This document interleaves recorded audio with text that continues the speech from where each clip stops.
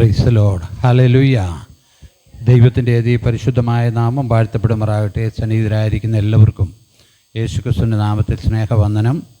സ്തോത്രം. കർത്താവിൻ്റെ ദാസനെ കൂടി കേൾപ്പിച്ച നല്ല മുഖവരയ്ക്കായി സ്തോത്രം ചെയ്യുകയാണ്.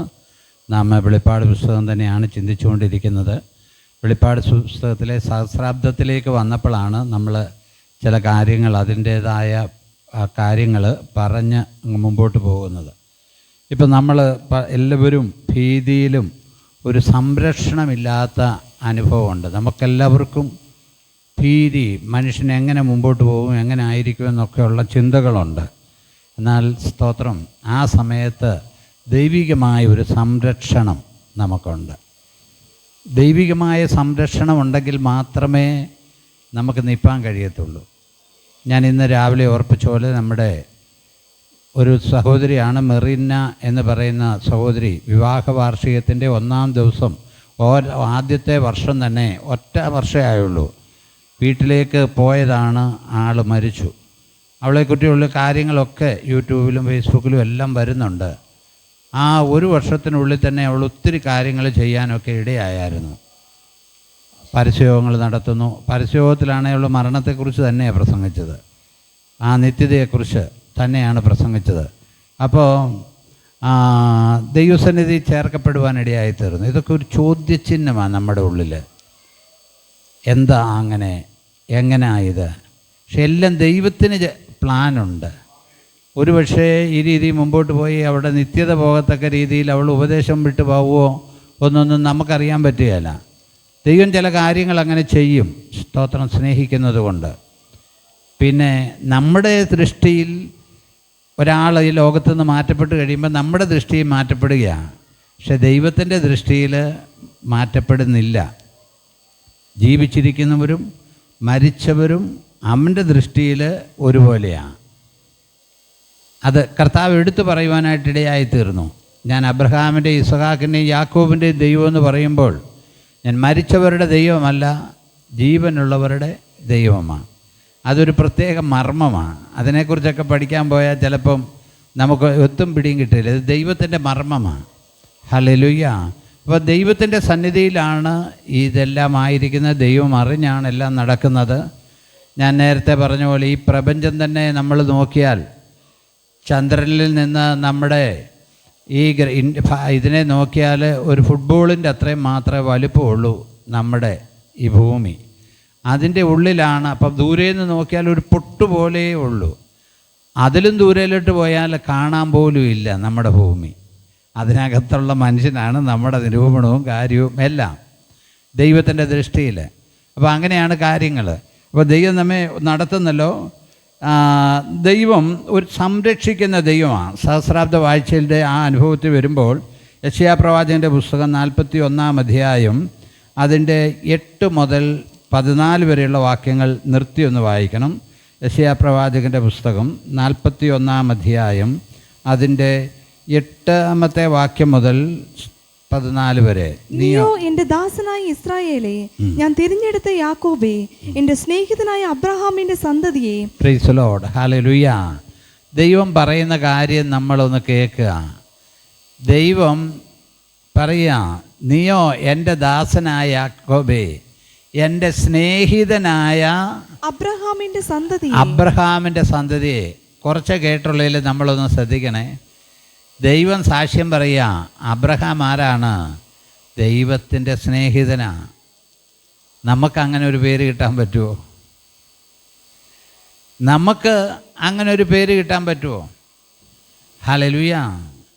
നമ്മൾ ഇന്ന് കാണുന്ന ആത്മീയമൊന്നും അതേപടി നമ്മൾ ഏറ്റെടുക്കരുത് കേട്ടോ. നമ്മളെല്ലാം ശോധന ചെയ്തിട്ട് അതിൻ്റെ ഉള്ളിൽ എന്നാ ചിന്തയെന്നുള്ളതുകൂടെ നമ്മൾ മനസ്സിലാക്കണം.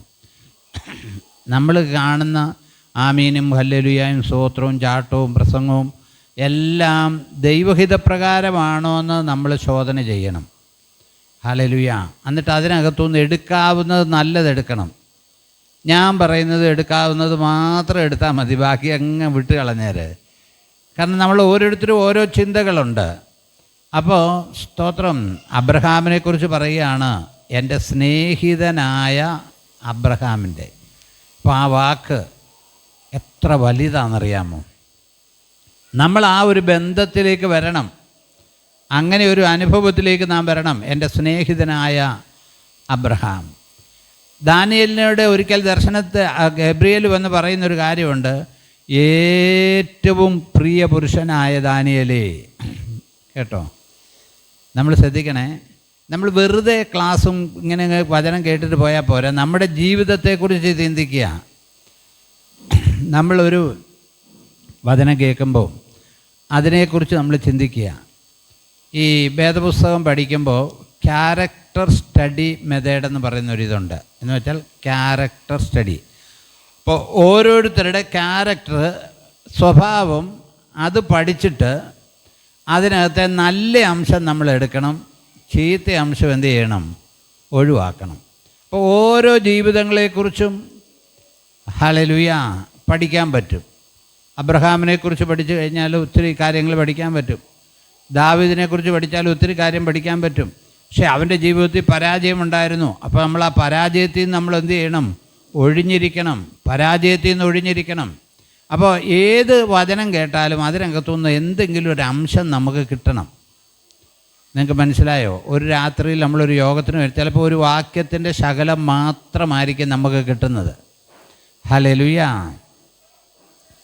ഹല്ലേലൂയ, സ്തോത്രം. എപ്പോഴും ഏത് കാര്യമാണേലും ഡിസിപ്ലിനിൽ പോകുന്നതാണ് ഏറ്റവും നല്ലത്. എന്നോട് കഴിഞ്ഞ ദിവസത്തെ ആ ഫ്യൂണറൽ സർവീസിൻ്റെ അവിടുത്തെ സഹോദരൻ വിളിച്ചു പറഞ്ഞു, സെൻട്രൽ പാസ്റ്റർ എന്നുള്ള അധികാരത്തിൽ വേണേൽ കുറേ സമയം എടുക്കാമായിരുന്നു, പക്ഷേ മറ്റുള്ളവരെ വെറുപ്പിക്കാതെ അത് ചെയ്തതിന് പ്രത്യേകം നന്ദിയുണ്ടെന്ന് പറഞ്ഞു. നമുക്കൊരു മൈക്ക് അങ്ങ് കഴിയുമ്പോഴത്തേക്ക് നമ്മൾ നിർത്തത്തുമില്ല, എടുക്കത്തുമില്ല. പിന്നെ ഏതാണ്ടെല്ലാം കൂടെ അങ്ങനെ ആ ഒരു ചിന്തയെന്ന് പറയുന്നത് തെറ്റായ കാര്യമാണ്. അത് തെറ്റായ കാര്യമാണ്. ഇനി 24 മണിക്കൂർ പ്രാർത്ഥനയും ആ 24 മണിക്കൂർ അല്ലെ 12 മണിക്കൂർ നമ്മൾ ഇരിക്കുകയാണെങ്കിൽ ഇഷ്ടംപോലെ സമയമുണ്ട്.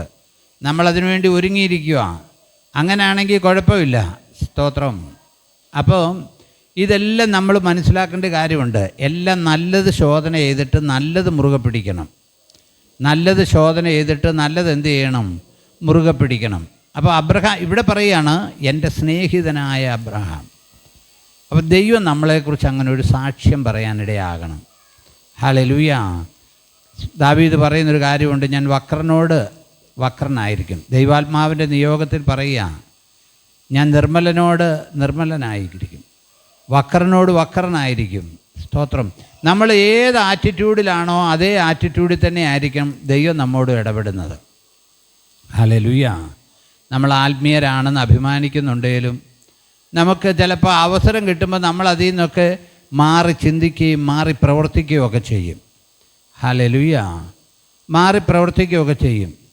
ഇനി ഒരു പരമാർത്ഥം പറഞ്ഞാൽ, നമുക്കാർക്കും ഒരുത്തരെ നന്നാക്കാൻ പറ്റുകയില്ല. അത് നമ്മൾ കൃത്യം മനസ്സിലാക്കണം കേട്ടോ. നമുക്ക് ആർക്കും ആരെയും നന്നാക്കാൻ കഴിയത്തില്ല. പിന്നെ ദൈവത്തിൻ്റെ കൃപയുണ്ടെങ്കിൽ നന്നായി വരും. ഹല്ലേലൂയ. നമ്മുടെ സഭയിൽ ആവശ്യത്തിന് ഉപദേശം പറയുന്നുണ്ട്, ആവശ്യത്തിന് എല്ലാ കാര്യവും പറയുന്നുണ്ട്. ഹല്ലേലൂയ. നമ്മൾ ഒരു മനുഷ്യരും വിചാരിക്കരുത്, ഞാനിപ്പോൾ ഇവിടുത്തെ പാസ്റ്ററാണ്, പക്ഷേ കുറേ കഴിയുമ്പോൾ ആളുകൾ പറയും, പാസ്റ്ററെ പ്രായമായി ഒരു ചെറുപ്പക്കാരനെ ആക്കുമായിരുന്നു നല്ലതെന്ന് പറയും. പിണങ്ങിയിട്ടല്ല. അപ്പോൾ എത്ര സ്നേഹമുണ്ടെന്ന് പറഞ്ഞാലും നമ്മളതും കണ്ട് പ്രതീക്ഷിച്ച് വയ്യാഴിക വരുമ്പോഴത്തേക്ക് നമ്മൾ മാറും കേട്ടോ, നിങ്ങൾക്ക് ഭാരമാകുകയില്ല.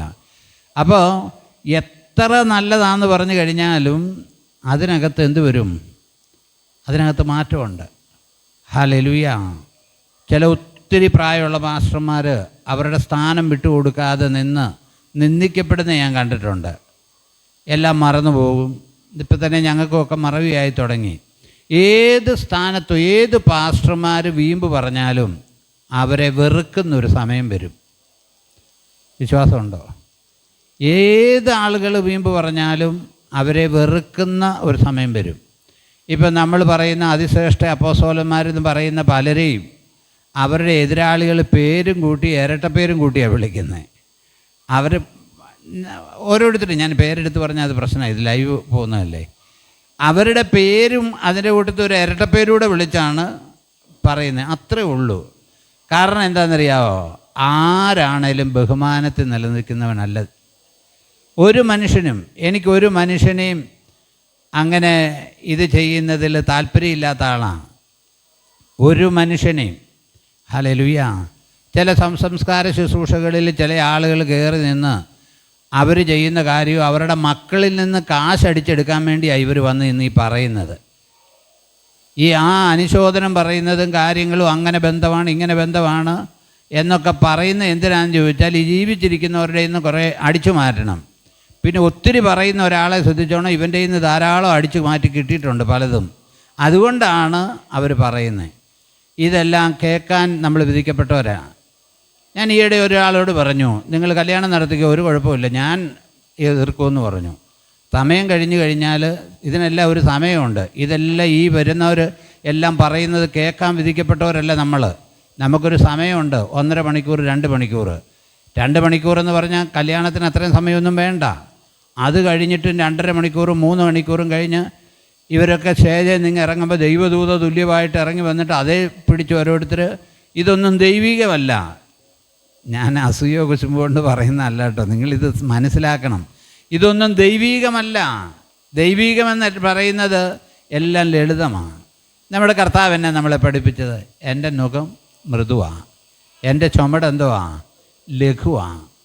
ഹല്ലേലൂയ. നമ്മൾ ശ്രദ്ധിക്കണം. ഹല്ലേലൂയ. അതുപോലെ മാനുഷിക ആരാധനയുണ്ട്. മാനുഷിക ആരാധന ഇപ്പോൾ ഇവിടുത്തെ പ്രശ്നം എന്നാന്ന് ചോദിച്ചാൽ മെയിനായിട്ട് നടക്കുന്ന ഒരു കല്യാണമോ കാര്യങ്ങളോ നടത്തി കഴിഞ്ഞാൽ ഒരാൾ പ്രധാനപ്പെട്ട ഒരു വ്യക്തിയുടെ ഒരു ക്ലിപ്പിടും. ഈ ക്ലിപ്പ് മുഴുവനും കേൾക്കാൻ നമ്മൾ ചെന്നിരിക്കുന്ന ആളുകൾ നമ്മൾ പല കാര്യങ്ങൾ ചെയ്തേച്ചിരിക്കുന്നേ. ഇവരിടുന്ന ഈ ക്ലിപ്പ് മുഴുവൻ നമ്മൾ കേൾക്കണ്ടേ? നമ്മൾ നിങ്ങളെ പിന്മാറ്റാൻ വേണ്ടി പറയുന്നല്ല കേട്ടോ ഞാൻ. ഇതെല്ലാം നമ്മൾ ഇവരെ പോലെ തന്നെ തിരക്കും കാര്യങ്ങളും ഉള്ളവരാണ്. അപ്പോൾ നമുക്ക് ചില സന്ദർഭങ്ങളിൽ ഇറങ്ങിപ്പോകാൻ പറ്റാത്ത സന്ദർഭങ്ങൾ വരും. അപ്പോൾ ഞാൻ ഈയിടെ ഒരാളോട് പറഞ്ഞു, ഞാൻ ഇറങ്ങിപ്പോകുമെന്ന് പറഞ്ഞു. ഞാൻ ഇറങ്ങിപ്പോകും, എനിക്ക് പറയാൻ സ്വാതന്ത്ര്യമുള്ളിടത്താണ് പറഞ്ഞു. ഞാൻ പറഞ്ഞു ഞാൻ ഇറങ്ങിപ്പോകും, നേരത്തെ പറഞ്ഞില്ലെന്ന് വേണ്ടെന്ന് പറഞ്ഞു. എല്ലാവരെയും സ്റ്റേജിൽ കയറ്റി അവരെ കൊണ്ട് 10 മിനിറ്റ്, ഇവരെ കൊണ്ട് ഒരു 10 മിനിറ്റ്, ഇങ്ങനെയുള്ള കാര്യങ്ങൾ നിങ്ങൾ അറിഞ്ഞു പോകണം കേട്ടോ. നമ്മുടെ സഭയെല്ലാം അറിഞ്ഞു പോകണം. ഇപ്പോഴത്തെ ട്രെൻഡ്, ഒരു കല്യാണം കഴിഞ്ഞ് കഴിഞ്ഞാൽ പെണ്ണ് ഡ്രസ്സ് മാറാനൊരു പോക്ക് പോകും. ഡ്രസ്സ് മാറാൻ പോയി കഴിഞ്ഞേച്ച് അത് 1/4 മണിക്കൂർ കഴിഞ്ഞേ വരത്തുള്ളൂ.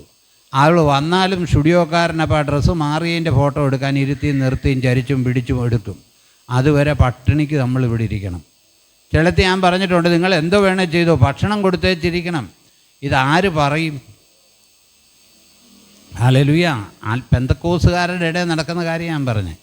ഇതെല്ലാം ലോകത്തെക്കാളിൽ ഇപ്പുറമായിരിക്കുക. ഇത് ഞാൻ പറയുന്നത്, എനിക്ക് ചിലയിടത്തുനിന്ന് ഇറങ്ങിപ്പോകാൻ പറ്റാത്ത സാഹചര്യം ഇല്ലേ, ഞാൻ ഇറങ്ങിപ്പോയി ഹോട്ടലിൽ നിന്ന് ഭക്ഷണം കഴിച്ചു വീട്ടിൽ പോകും. കാരണം ഇതൊന്നും കേൾക്കാൻ നമ്മൾ വിധിക്കപ്പെട്ടവരല്ല. ഇതെല്ലാം മനുഷ്യനെ ഉയർത്താൻ വേണ്ടി മാത്രം. ഈ ക്ലിപ്പിടുന്നവനെയൊക്കെ ശ്രദ്ധിച്ചോണം. ബന്ധമില്ലാത്ത, ഇപ്പോൾ ഇവർ മരിച്ചു, ഇനിയിപ്പോൾ ഞാൻ മരിക്കുമ്പം എൻ്റെ മക്കളും കൊച്ചുമക്കളും ഇവിടെ ഇല്ലെങ്കിൽ അവർക്ക് വരാൻ പറ്റിയില്ല, അവർ ക്ലിപ്പിടും. അവരെൻ്റെ വലിയ മക്കളാണ് അല്ലെ കൊച്ചുമക്കളാണ്. ഇത് ഒരു ബന്ധവും ഇല്ലാത്ത ദൈവദാസന്മാരെന്ന് പറഞ്ഞാൽ അവരുടെ സ്നാനപ്പെടുത്തിയ ആളുടേത്, കല്യാണം നടത്തിയ ആളിൻ്റെ, ഇങ്ങനെ ഓരോരുത്തരെ ഇടുക എന്ന് പറഞ്ഞാൽ ഞങ്ങൾ അത്ര സെറ്റപ്പിൽ നിൽക്കുന്ന ആളുകൾ അവരുമായിട്ടെന്ന് നമ്മളെ വിഡ്ഢികളാക്കാൻ വേണ്ടി ചെയ്യുന്നൊരു പണിയാണ്. ഈ ക്ലാസ്സിനകത്ത് ഇത് പറഞ്ഞ് എന്നാന്ന് ചോദിച്ചാൽ ഇതെല്ലാം ആരാ പറയുന്നത്? അനീഷ് കാവാലും ഷമീർ കൊല്ലവും ഒക്കെ പറയുന്ന പോലെ ഇത് ആര് പറയും ഇതൊക്കെ?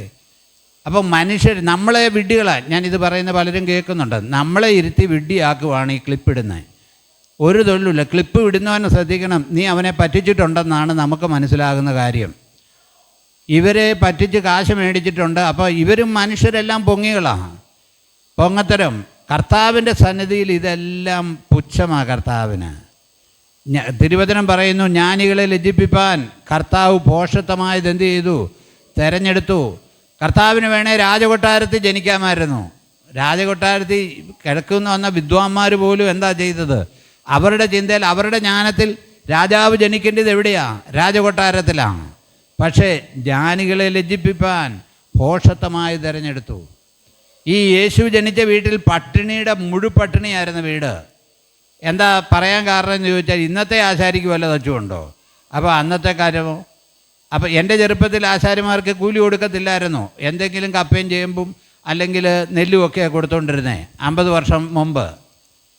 അത് മാത്രമല്ല, അവനെ യാഗം കഴിപ്പാൻ കൊണ്ടുപോയി ഏറ്റവും അതിദരിദ്രരാണ് കുറുപ്രാവുമായിട്ട് പോകുന്നത്. ഞാൻ പറഞ്ഞത് വചനം തെറ്റിച്ചല്ല പറഞ്ഞത്. എന്തെങ്കിലും മാർഗമുള്ളവൻ എന്താ ചെയ്യുന്നത്? എന്തെങ്കിലും മാർഗമുള്ളവൻ ചെയ്യുന്നത് ആടിനെയോ മാടിനെയോ കൊണ്ടുപോകുന്നത്. കുറുപ്രാവിനെ കൊണ്ടുവരുമ്പോൾ അതിദരിദ്രരാണ്. ഞാൻ പറഞ്ഞത് നിങ്ങളൊന്ന് ലൈവായിട്ടിരിക്കുന്നത്, അതിദരിദ്രരാണ്. അതുകൊണ്ടാണ് കോരിന്ത്യർ ലേഖനത്തിൽ പൗലോസ് പറഞ്ഞത്, അവൻ ദരിദ്രനായി തീർന്ന കൃപ. അതിദരിദ്രരുടെ ഇടത്തിലാണ് പെടുത്തിയത്. നമ്മളെ സമ്പന്നരാക്കാൻ അവൻ ദരിദ്രനായി തീർന്ന കൃപ. ഇനി വേറൊരു മർമ്മം ഞങ്ങൾ നിങ്ങളോട് പറയാം. ക്ലാസ് ഇങ്ങനെ നടക്കട്ടെ. ഈ വിദ്വാൻമാർ വന്ന് പൊന്ന്, മൂര്, കുന്തിരിക്ക അവന് കാഴ്ചവെച്ചു. ഈ സത്യത്തിൽ ഞാനും മനസ്സിലാക്കുന്ന ഒരു കാര്യമുണ്ട്. കർത്താവ് മിസ്രൈമിലേക്ക് പോയി. ഹെരോദാവിനെ കൊല്ലുമെന്ന് കണ്ടുകൊണ്ട് മിസ്രൈമിലേക്ക് പോയി. മിസ്രൈമിൽ പോയി ഈ ഇവൻ്റെ വീട്ടിൽ കുറുപ്രാവിനെ മാത്രമേ ഇവന് കയ്യിലുള്ളൂ. അത് കൊടുത്തവൻ മിസ്രൈമിൽ എങ്ങനെയാണ് പോകുന്നത്?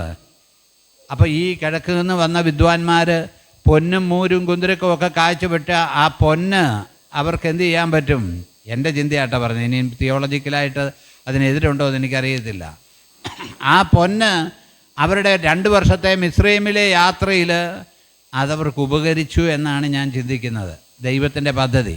അപ്പം മടങ്ങി വരട്ടെ. സ്തോത്രം. നീയോ എൻ്റെ ദാസനായ ഇസ്രായേലേ, ഞാൻ തിരഞ്ഞെടുത്ത യാക്കോബേ, എൻ്റെ സ്നേഹിതനായ അബ്രഹാമിന്റെ സന്തതിയെ, നീ എന്റെ ദാസൻ, ഞാൻ നിന്നെ നിരസിച്ചു കളയാതെ തിരഞ്ഞെടുത്തിരിക്കുന്നു എന്ന്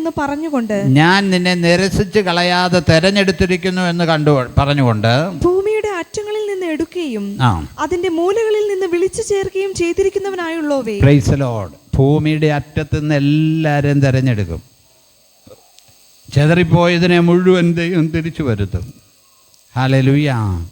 ചെതറിപ്പോയതിനെ മുഴുവനും ദൈവം വിളിച്ചു വരുത്തും, ഇസ്രായേലിലേക്ക് കൊണ്ടുവരും. അടുത്തത്, നീ ഭയപ്പെടേണ്ട, ഞാൻ നിന്നോട് കൂടെയുണ്ട്. ഭ്രമിച്ചു നോക്കേണ്ട, ഞാൻ നിന്റെ ദൈവമാകുന്നു. അവനെ സംരക്ഷിക്കുന്ന ദൈവം. നീ ഭയപ്പെടേണ്ട, നീ ഭ്രമിച്ചു നോക്കേണ്ട. സ്തോത്രം. ഇസ്രായേലിനോട് പറയാം, നമ്മളോട് വാഗ്ദത്തം ആ ദൈവത്തിന് പറയാനുള്ളത്. നീ ഭയപ്പെടേണ്ട, ഭ്രമിക്കണ്ട. അടുത്തത്, ഞാൻ നിന്റെ ദൈവമാകുന്നു. ഞാൻ നിന്നെ ശക്തീകരിക്കും. Price the Lord. അത് പറഞ്ഞാൽ പിന്നെ നമുക്കെന്നാ വിഷമം? ഞാൻ നിന്നെ ശക്തീകരിക്കാമെന്ന് കർത്താവ് പറയാ. ഞാൻ നിന്നെ എന്ത് ചെയ്യും? ശക്തീകരിക്കും. അവൻ ശക്തീകരിച്ചാൽ കുഴപ്പമില്ല കേട്ടോ. ആര് ശക്തീകരിച്ചിട്ടും കാര്യമില്ല. ഞാൻ നിന്നെ ശക്തീകരിക്കും. അടുത്തത്, ഞാൻ നിന്നെ സഹായിക്കും. എന്റെ നീതിയുള്ള വലങ്കൈ കൊണ്ട് ഞാൻ നിന്നെ താങ്ങും. നിന്നോട് കോപിച്ചിരിക്കുന്ന എല്ലാവരും ലജ്ജിച്ച് അമ്പരന്നു പോകും. Price the Lord. നിന്നോട് കോപിച്ചിരിക്കുന്നവർ, നമ്മളോട് കോപിച്ചിരിക്കുന്ന ഒത്തിരി പേരുണ്ട്, നമ്മളെ ദ്വേഷിക്കുന്ന ഒത്തിരി പേരുണ്ട്. അവരെന്ത് ചെയ്യും? അമ്പരന്ന് പോകുമെന്നാണ് പറയുന്നത്. നമ്മളെ ദ്വേഷിക്കുന്നവർ അമ്പരന്ന് പോകും. ദൈവം അത് ചെയ്യും. നമ്മളെ ദ്വേഷിക്കുന്നവർ അമ്പരന്ന് പോകും. അടുത്തത്, നിന്നോട് വിവാദിക്കുന്നവർ നശിച്ച് ഇല്ലാതെയാകും. നിന്നോട് വിവാദിക്കുന്നവർ, ഇതൊന്ന് ഏറ്റെടുക്കണേ. നിന്നോട് മത്സരിക്കുന്നവർ, നിന്നോട് വിവാദിക്കുന്നവർ എന്ത് ചെയ്യും? സ്തോത്രം. നിന്നോട് വിവാദിക്കുന്നവർ നശിച്ച് ഇല്ലാതെ പോകും. നിന്നോട് പോരാടുന്നവരെ നീ അന്വേഷിക്കും, കാണുകയില്ലാതാനും. Price the Lord. നമ്മളോട് പോരാടുന്ന എന്തോരം പേരുണ്ട്. നിന്നോട് പോരാടുന്നവരെ നീ അന്വേഷിക്കും. സ്തോത്രം. ഹല്ലേലൂയ. അവരെ കാണുകയില്ല. നമ്മളോട് പോരാടിയ പലരും ഇപ്പം നമ്മുടെ സ്നേഹിതരാണ്. ഇപ്പം പോരാടുന്നവരും ഭാവിയിൽ സ്നേഹിതരാകുമെന്ന് എൻ്റെ ചിന്ത. ഹല്ലേലൂയ. ഹല്ലേലൂയ. ഇവിടെ വഴക്കുണ്ടാക്കാൻ വേണ്ടി ആളുകളെ കള്ള് കൊടുത്ത് കയറ്റിവിട്ട് ആളുകളൊക്കെ ഉണ്ട് പണ്ട്. അവരൊക്കെ ഇപ്പോൾ എന്നോട് എന്തൊരു സ്നേഹമായിട്ട് ഇടപെടുന്നതെന്നറിയാമോ? നമുക്കറിയാം നിന്നോട് പോരാടുന്നവരെ അതെല്ലാം മാറുവന്നേ. ഹല്ലേലൂയ. നിന്നോട് പോരാടുന്നവർ, സ്തോത്രം, നീ അന്വേഷിക്കും, അവരെ കാണത്തില്ല. ഇത് ദൂതായിട്ട് ഏറ്റെടുക്കാൻ പറ്റുമോ? നമ്മൾ പോരാടുന്നവരെ സന്ദർശിക്കണമേ അതെന്നൊന്നും പറഞ്ഞ് പ്രാർത്ഥിക്കണ്ട. ദൈവം എന്താ ചെയ്യേണ്ടതെന്ന് വെച്ചാൽ അത് ഭംഗിയായിട്ട് ചെയ്യും. ഹല്ലേലൂയ. ദൈവം എന്താ ചെയ്യേണ്ടതെന്ന് വെച്ചാൽ അത് ഭംഗിയായിട്ട് ചെയ്യും. നമ്മൾ അറിയത്തുപോലുമില്ല ദൈവം എന്നാ ചെയ്യുന്നെന്ന്. നമ്മുടെ 22-ാം തീയതി അടുത്ത തിങ്കളാഴ്ച നമ്മുടെ സഹോദരിമാരുടെ മീറ്റിംഗ് ഇവിടെ ഉണ്ട്. അപ്പം സത്യത്തിൽ ചൊവ്വാഴ്ച 23-ാം തീയതിയാണ് സഹോദരിമാരുടെ മീറ്റിംഗ് നടക്കേണ്ടത്. പക്ഷെ പ്രിൻ്റ് ചെയ്തപ്പം എന്തോ ഡേറ്റ് തെറ്റിപ്പോയതാണ് 22 അപ്പം ഞാൻ കഴിഞ്ഞ ദിവസം സെക്രട്ടറിയെ വിളിച്ച് ചോദിച്ചു. സെക്രട്ടറി മറുപടി തന്നില്ല, 22 ആണ്. അത് കഴിഞ്ഞപ്പോഴാണ് ഞാൻ മനസ്സിലാക്കിയത് ഞങ്ങളുടെ ഇവിടെ ആങ്ങളയുടെ മോടെ കല്യാണം ഉറപ്പാണ് 23-ാം തീയതി. തീർച്ചയായിട്ടും ഞങ്ങൾക്ക് പോയേ പറ്റുള്ളൂ. പക്ഷേ അന്നേരം ദൈവം തമ്പുരാൻ ചെയ്ത് കണ്ടോ, ആരുടെയോ സെക്രട്ടറി എഴുതി കൊടുത്തതോ അല്ലെ പ്രിൻ്റ് എഴുതി കൊടുത്തപ്പോഴോ അത് തെറ്റിച്ചു കൊടുത്തു 22. സത്യത്തിൽ 23 വരേണ്ടത്. പലരും കൺഫ്യൂഷനിലാണ്. അപ്പം ഞാൻ പറഞ്ഞ ചെറിയ കാര്യത്തിൽ പോലും ദൈവത്തിന് മുന്നമേ നമ്മളെക്കുറിച്ച് അറിയാം. നമ്മുടെ കാര്യങ്ങളെക്കുറിച്ച് മുന്നമേ ദൈവത്തിനറിയാം. നമ്മുടെ എല്ലാ കാര്യങ്ങളും ഇതെങ്ങനെ ആയിത്തീരണമെന്നും ആരംഭത്തിന് മുമ്പ് അവസാനം അറിയുന്നവനാണ് നമ്മുടെ ദൈവം. ആരംഭത്തിന് മുമ്പ് നമ്മുടെ ദൈവം അവസാനം അറിയും. ഹല്ലേലൂയ. നമ്മളൊക്കെ ഇപ്പോൾ അവസാന ഘട്ടത്തിലേക്കാട്ടോ. നമ്മൾ വളരെ ചിന്തിക്കണം. നമ്മളൊക്കെ ഇനി അവസാന ഘട്ടത്തിലേക്ക് വന്നേക്കുക. ഇനി ഒരു 10 വർഷം കൂടെ കഴിഞ്ഞാൽ എത്ര പേരുണ്ടെന്ന് നമുക്കെല്ലാം പറയാൻ പറ്റുമോ? 10 വർഷം എന്ന് പറഞ്ഞാൽ എന്നാ ഉണ്ട്? നമ്മുടെ ഓർമ്മയിൽ എത്ര 10 വർഷത്തെ ആണ്ടൃതി യോഗം ഇവിടെ നമ്മൾ നടത്തി. എന്ത് പെട്ടെന്നാണ് ആണ്ടൃതി യോഗം 10 വർഷം പോയത്. ഇനി ഒരു 10 വർഷം കൂടെ കഴിഞ്ഞ ആണ്ടൃതി യോഗത്തിൽ എത്ര പേര് കാണുമെന്ന് ആർക്കറിയാം? ഒന്നും നമുക്ക് പറയാൻ പറ്റത്തില്ല. ഹല്ലേലൂയ. അപ്പം നമ്മുടെ ഈ കാര്യത്തെക്കുറിച്ച് അറിയുന്നവനാണ് നമ്മുടെ ദൈവം. ആരംഭത്തിന് മുമ്പ് തന്നെ അവസാനം അറിയുന്നവനാ ദൈവം.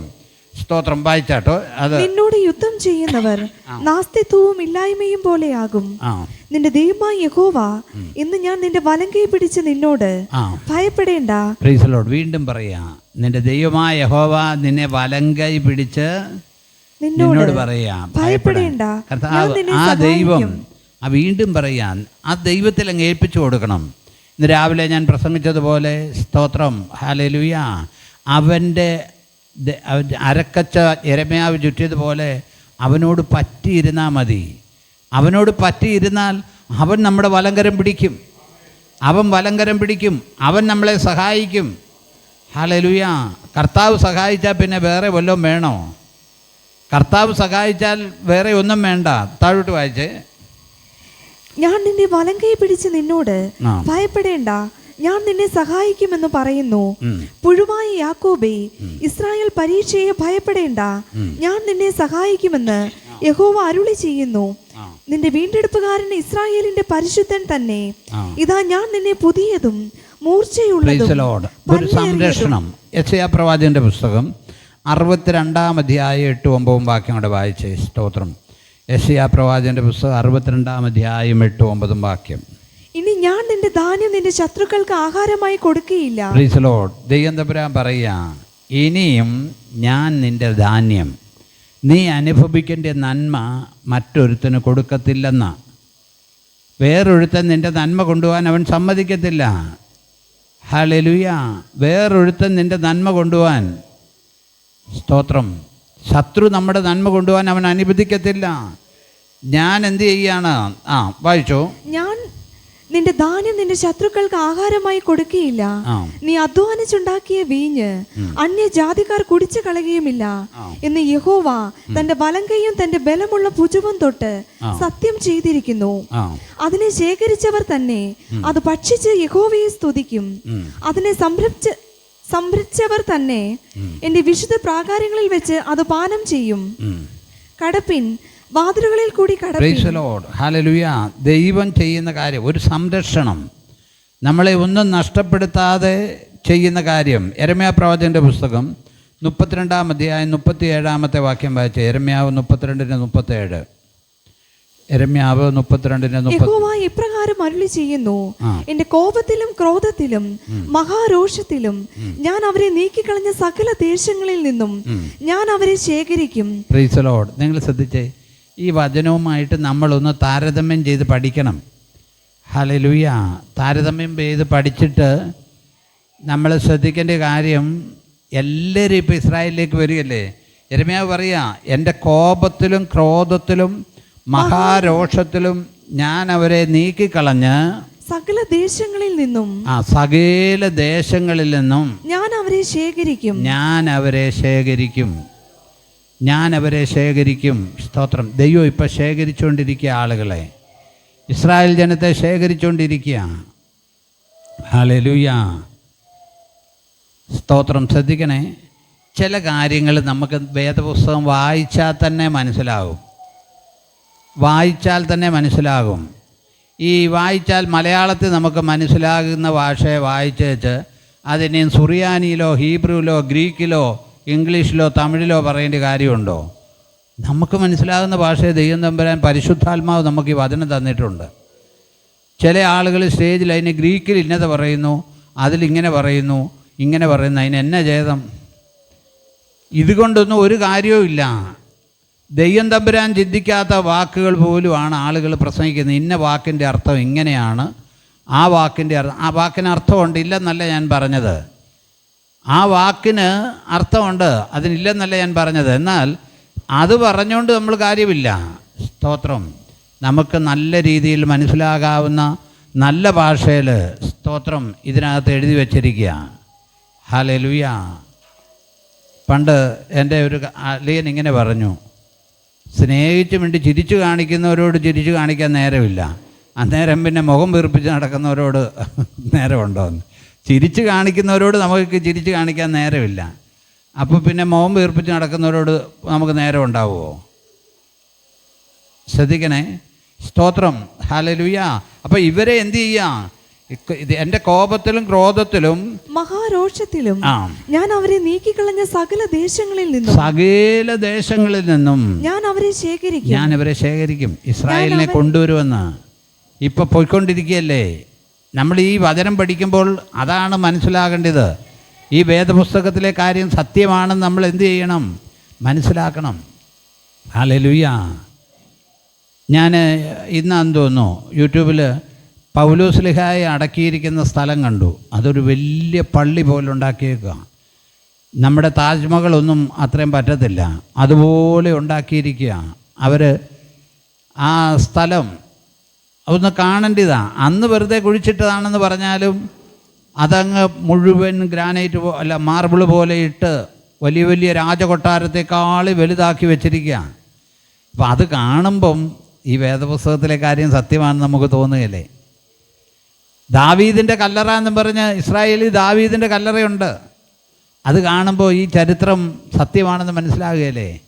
റാഹേലിൻ്റെ കല്ലറ യെരുശലേമിൽ അങ്ങ് ചെല്ലുന്നിടത്തുണ്ട്, ബേത്ലഹേമിൽ.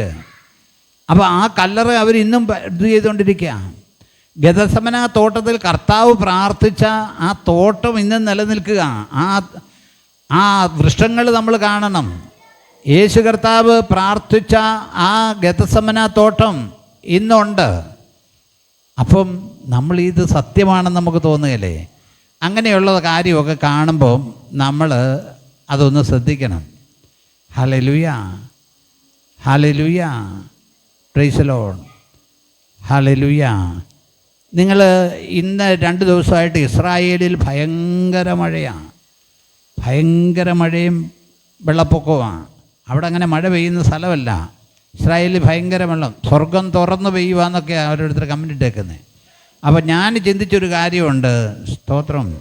ദൈവത്തിന് ചാവുകടലിലെ വെള്ളവും ഇപ്പോൾ പറ്റിക്കൊണ്ടിരിക്കുക. ചാവുകടലിൻ്റെ പണ്ടത്തെ അതിരിൻ്റെ അത്രയും ഇല്ല ഇപ്പം. വെള്ളം അങ്ങ് ഇറങ്ങി പോയേക്കുക. ഇന്ന് എൻ്റെ മനസ്സിൽ വന്ന കാര്യമാണ്, ഇവർ ഇതുപോലെ മഴ പെയ്യാന്ന് പറയുമ്പോൾ ഈ വെള്ളം എവിടെ ചെല്ലും? യോർദാനിലേക്ക് ചെല്ലും. പല തോടുകളി വഴി വന്ന് യോർദാനിലേക്ക് വരും. യോർദാനിലേക്ക് വന്നിട്ട് യോർദാനാണ് അവിടെ ഏറ്റവും അവർ കറക്റ്റ് സെൻറ്ററായിട്ട് നാഷണൽ ഹൈവേ പോകുന്ന പോലെ ഇസ്രായേലിൻ്റെ ഭൂപടം കണ്ടാൽ മനസ്സിലാകും. അത് ഗന്നസരേത്ത് തടാകം അല്ലെങ്കിൽ ആ തിബരിയോസ് കടൽ അവിടുന്ന് ആരംഭിച്ചിട്ട്, അത് ശുദ്ധജല തടാകമാണ്, ഉപ്പുവെള്ളമല്ല. അവിടുന്ന് ആരംഭിച്ചിട്ട് അത് ഒഴുകി എന്ത് ചെയ്യുമെന്നറിയാമോ? ചാവുകടലിൽ വീഴും. ചാവുകടലിൽ നിന്ന് ഈ വെള്ളം പുറത്തോട്ട് പോകത്തില്ല. ചാവുകടൽ സമുദ്രനിരപ്പിനേക്കാൾ താന്ന സ്ഥലമാണ്. ഇവിടുന്ന് വെള്ളം അങ്ങോട്ട് പോകത്തില്ല. പക്ഷേ അവിടെയും ഈ ലവണങ്ങളെല്ലാം കുഴിച്ചെടുത്തെടുത്തെടുത്തെടുത്ത് അതിനകത്ത് വെള്ളം കുറയുവാണ്.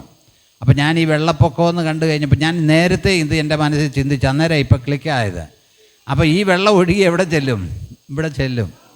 ദൈവം തമ്പുരാൻ ഒരു കാര്യവും തെറ്റത്തില്ല കേട്ടോ. ഇപ്പം നല്ലൊരു വെള്ളം വന്നു കഴിഞ്ഞാൽ, നമ്മുടെ ഇവിടുത്തെ വെള്ളപ്പൊക്കം വന്നു കഴിഞ്ഞാൽ ഈ വെള്ളം എന്തോ ചെയ്യും? ഒഴുകി വേമ്പനാട്ട് കായലിൽ ചെന്നിട്ട് കടലിൽ വേലിയിറക്കത്ത സമയത്ത് ഇതങ്ങ് ഇറങ്ങിപ്പോവും. ഇവിടെ ഇങ്ങനെ നിൽക്കത്തില്ല. അതേസമയം ഇവിടുന്ന് പോകുന്ന വെള്ളം ചാവുകടലെന്ന് പറയുന്നിടത്ത് ചെന്ന് കിടക്കും. അവിടുന്ന് പുറത്തോട്ട് ഒഴുക്കില്ല. പുറത്തോട്ട് ഒഴുക്കില്ലാത്തതുകൊണ്ടാണ് അവിടെ ഒരു ജീവജാലങ്ങളും വളരാത്തത്. ഞാൻ പറയട്ടെ, നമ്മുടെ ജീവിതത്തിലും പുറത്തോട്ട് ഒഴുകില്ലാത്തടത്തൊന്നും ക്ലച്ച് പിടിക്കത്തില്ല കേട്ടോ. നമ്മുടെ കിട്ടുന്നത് എനിക്കും എൻ്റെ ഭാര്യയ്ക്കും മക്കൾക്കും എന്നുള്ള ഒറ്റ ചിന്ത നടക്കുന്നവരൊന്നും ക്ലച്ച് പിടിക്കത്തില്ല. ഇത് സഭായോഗത്തിൽ ഞാൻ പറഞ്ഞു കഴിഞ്ഞാൽ പാസ്റ്റർ ഇങ്ങനെ ശാപവാക്ക് പറഞ്ഞെന്ന് പറയും. ആരുടെയെങ്കിലും വേണ്ടി നമ്മൾ കൈ തുറക്കുന്നില്ലെങ്കിൽ നമ്മൾ ചാവുകടലാണ്. ഹല്ലേലൂയ. നമുക്ക് ഒത്തിരി ഒന്നും തുറക്കാൻ പറ്റത്തില്ല. ഒത്തിരി നമുക്ക് തുറക്കാൻ പറ്റുന്ന ഒരിതുണ്ടല്ലോ. ഹല്ലേലൂയ. എനിക്ക് ചില ആളുകൾ ഭക്ഷണം കഴിച്ച് കഴിയുമ്പോൾ വേസ്റ്റാക്കുന്ന കാണുമ്പോൾ എനിക്ക് സങ്കടം വരും. നമ്മുടെ വീട്ടിൽ നിന്ന് കഴിക്കുമ്പോഴും ചില ആളുകൾ നല്ല മീൻതുണ്ടോ ഒക്കെ ഒന്ന് അടിച്ചേച്ച് അങ്ങ് മാറ്റി വെക്കും. അല്ലെ ഇറച്ചിയാണെങ്കിലും എടുത്തങ്ങ് മാറ്റി വെക്കും. ഇത് കളയുന്ന കാണുമ്പോൾ നമുക്ക് സങ്കടം. ഈ കളയുന്ന സാധനം ആർക്കെങ്കിലും കൊടുക്കാൻ മേലേ? നമ്മൾക്ക് കൈ തുറക്കാൻ മേലേ? ആർക്കെങ്കിലും വെറുതെ ഒരിക്കലും ഒരു സാധനവും കളയരുത് കേട്ടോ. ഹല്ലേലൂയ. സ്തോത്രം. ഞാൻ നിങ്ങളെ അശുദ്ധരാക്കാൻ വേണ്ടി പറയല്ല. ഇപ്പം നമ്മുടെ കയ്യിൽ ഒരു ബണ്ണോ അല്ലെങ്കിൽ ഒരു ലഡുവോ തന്നെ കയ്യിൽ നിന്ന് താഴോട്ട് ഇവിടോട്ട് പോയെങ്കിൽ അതൊന്ന് എടുത്തേച്ച് തൂത്തേച്ച് കഴിച്ചെന്നോർത്ത് ഒരു കുഴപ്പമില്ല, ഒരു രോഗവും പിടിക്കത്തില്ല. നമ്മുടെ പിള്ളേർ മണ്ണിൽ കളിച്ചുകൊണ്ടിരുന്നപ്പം നമ്മളൊക്കെ പറമ്പിൽ കളിച്ചുകൊണ്ടിരിക്കുമ്പോൾ പറമ്പ് മുഴുവനും ഇതാ. ഞാനൊക്കെ കിളയ്ക്കുന്ന തൂമ്പായ കൊണ്ട് തേങ്ങ ഇട്ടിട്ട് കരിക്ക് വെട്ടി കുടിച്ചിട്ടുള്ളവനാണ് ഞാൻ. അപ്പോൾ തൂമ്പായ കൊണ്ട് വെട്ടുമ്പോൾ അതിൻ്റെയൊക്കെ മണ്ണ് ആ സൈഡിലുണ്ട്. അപ്പം ഇന്ന് ആളുകൾ ഫാഷൻ കാണിക്കാൻ വേണ്ടി ചുച്ചു ഉടനെ രോഗം വരുമെന്നാണ് പറയുന്നത്. നമ്മൾ ഒരു സാധനവും നശിപ്പിക്കരുത്. ഒന്നും കളയാൻ നമ്മളെ ദൈവം അനുവദിക്കുന്നില്ല. സ്തോത്രം. ഹല്ലേലൂയ. സ്തോത്രം. ഹല്ലേലൂയ. സ്തോത്രം. നമ്മൾ ശ്രദ്ധിക്കണേ. അതുടങ്ങ് വായിച്ച് അവസാനിപ്പിച്ച്. ക്രോധത്തിൽ ഞാൻ അവരെ നീക്കിക്കളഞ്ഞ സകല ദേശങ്ങളിൽ നിന്നും ഞാൻ അവരെ ശേഖരിക്കും. ഞാൻ അവരെ ഈ സ്ഥലത്തേക്ക് മടക്കി വരുത്തും. അപ്പോൾ ഈ മടങ്ങി വരുന്നത് കാണുമ്പോൾ നമ്മൾ മനസ്സിലാക്കണ്ടേ, അവൻ്റെ വചനം ഇപ്പോൾ എന്തായിക്കൊണ്ടിരിക്കുക? നിവൃത്തിയായിക്കൊണ്ടിരിക്കുക. നമ്മുടെ കർത്താവ് വരും. പ്രിയമുള്ളവരെ, കർത്താവ് വരുമ്പോഴത്തേക്ക് ഈ ആത്മീയ ലോകത്തിലെ പലതും പിന്മാറിപ്പോവും. കാരണം കർത്താവ് തന്നെ ഇപ്പോൾ എന്താ പറഞ്ഞത്? ഞാൻ വരുമ്പോൾ വിശ്വാസം കണ്ടെത്തുമോ എന്ന്. ഹല്ലേലൂയ. വിശ്വാസം. ഇപ്പോൾ ഈ അതും ഇതൊക്കെ സംഭവിക്കുമ്പോൾ നിങ്ങൾ പേടിക്കേണ്ടെന്നേ. നമ്മൾ ജാഗ്രതയായിരുന്നാൽ മതി. അവരൊക്കെ എങ്ങനെയെങ്കിലും നടന്നോട്ട്. ഹല്ലേലൂയ. എന്ന് വെച്ചാൽ വിശ്വാസം ഇല്ലാത്തൊരവസ്ഥയിലേക്ക് വരും. നമുക്ക് നമ്മെ തന്നെ ദൈവങ്ങളിലേക്ക് ഏൽപ്പിക്കാം. 1000 ആണ്ട് വാഴ്ചയാണ് നാം സംസാരിച്ചുകൊണ്ടിരിക്കുന്നത്. നമ്മുടെ കർത്താവായ യേശുക്രിസ്തു ഈ ഭൂമിയിലേക്ക് വന്ന് രാജ്യത്വമേറ്റ് 1000 വർഷം അവൻ ഭൂമിയെ ഭരിക്കും. ആ സമയങ്ങളിൽ നടക്കുന്ന സമൃദ്ധിയെക്കുറിച്ചൊക്കെയാണ് നമ്മൾ സംസാരിച്ചുകൊണ്ടിരിക്കുന്നത്. നമുക്ക് പ്രാർത്ഥിക്കാം.